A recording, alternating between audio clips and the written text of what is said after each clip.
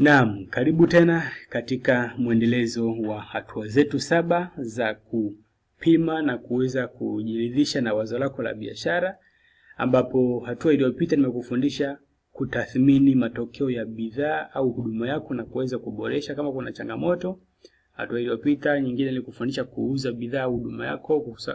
Hatua ya 3 nikakufundisha kukusanya watu uweze kuwasaidia, na zile nyingine nikakufundisha namna ya kuweza kutafuta bidhaa au huduma ama kutengeneza mwenyewe.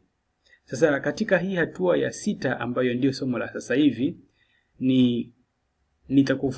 utajifunza namna ya kukusanya shuhuda za matokeo mazuri ambayo walengo wako wanayapata. Kwa nini ni muhimu kutengeneza shuhuda, lakini pia utawezaje kupata shuhuda nzuri ambazo zitakusaidia katika biashara yako. Hatua hii ni kukusanya shuhuda za matokeo mazuri ambayo wanayapata. Baada ya kuwa umewauzia bidhaa yako wakapata matokeo mazuri, au baada ya kuwa umeboresha bidhaa ama huduma yako na pengine ukawatafutia nyingine ukawapatia na wakaanza kupata matokeo mazuri, kwa sababu ndivyo itakavyokuwa automatic, lazima wataanza kupata matokeo makubwa. Sasa jambo muhimu hapa ni sasa kuanza kukusanya hizo shuhuda. Kukusanya shuhuda kwa sababu shuhuda ni mtaji mkubwa sana katika biashara.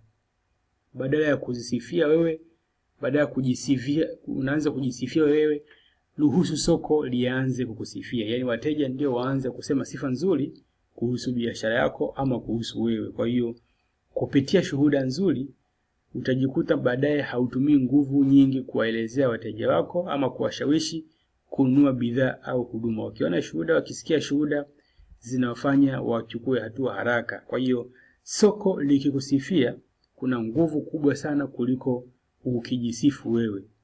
Ukiwa na brand ambayo soko lenyewe limeshakuamini, limekuheshimu, basi ina nguvu zaidi.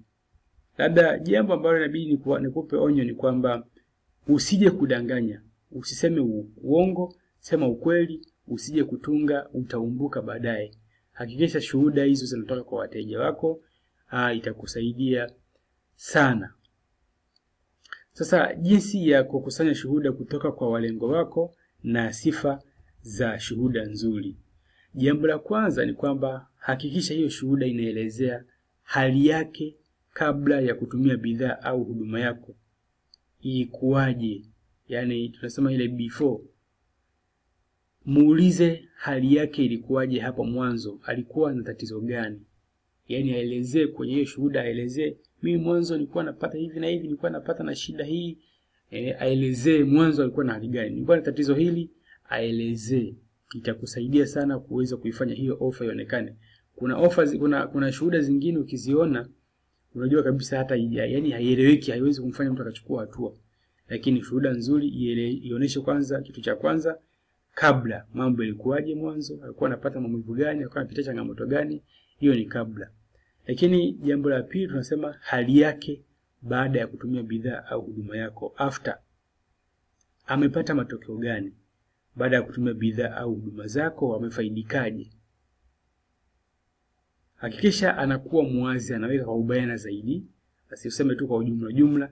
Kadri anavyoweka kwa ubayana zaidi ndivyo inavyozidi kuifanya shuhuda yako inakuwa na nguvu. Kama ni kwenye biashara, ameingiza faida kiasi gani? Kama ni uzito, amepungua kilo ngapi? Kama ni tatizo lake, limeondokaje? Tatizo lake limeishaje au limewezaje kupungua? Aelezee. Hiyo shuhuda inakuwa na nguvu zaidi ikiweza kuhusisha namna ambavyo sasa ameanza kupata matokeo mazuri, before and after. Lakini kitu cha tatu ni aelezee pia hisia zake kabla na baada ya kutumia bidhaa yako.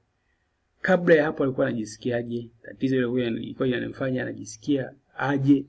Au alikuwa akikerwa vipi na tatizo lake, na sasa anajisikiaje baada ya kutumia bidhaa au huduma yako? Wanasema ni moments of excitement.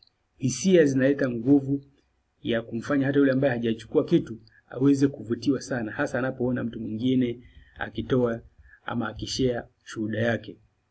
Labda mambo mengine ya kuzingatia ni kwamba hakikisha shuhuda yako inakuwa inajibu matarajio ya mteja, yule mteja mpya ambaye hajanunua bidhaa au huduma yako. Lakini pia tunasema unaweza kuweka picha zao kwenye shuhuda. Wale walengo wako unaweza kutengeneza shuhuda na ukaweka picha zao.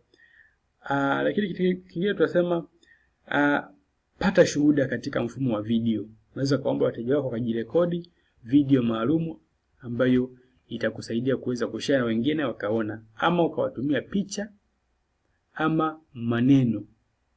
Kama ni maneno pia unaweza ukaandika maneno, labda ni screenshot, nazo pia zinakusaidia kuendelea kujenga imani kwa wateja wako wengine na kuuza kiurahisi. Alafu ionyeshe kama kawaida, ionyeshe kabla, baada na upande wa hisia aweze kuelezea vizuri. Kwa hiyo ndio shuhuda. Ndio shuhuda nzuri ambayo mtu yeyote akisikiliza inampa nguvu. Kama nilivyokupa mfano mwanzo kwamba unakuta mtu alikuwa amecheza sijui tatu mzuka, anaelezea hali alikuwepo nayo mwanzo, alikuwa anauza vitunguu, sasa hivi mambo yamebadilika, sasa anaenda kuanzisha biashara yake, maana yake amejishindia fedha nyingi. Ile shuhuda inamfanya mtu ambaye hajachukulia maana sana kitu kama hicho aweze kukipa serious. Kwa hiyo hata wewe hakikisha unapata shuhuda. Ombe wateja ambao wametosheka, wamefurahia huduma yako, wako tayari kukupa shuhuda nzuri ambazo zitakusaidia kuuza kiurahisi huko baadaye. Zoezi la kufanya ni kwamba kusanya shuhuda kutoka kwa wateja wako kuhusiana na bidhaa ama huduma ambayo umeitoa. Kwa hiyo ni hatua ya 6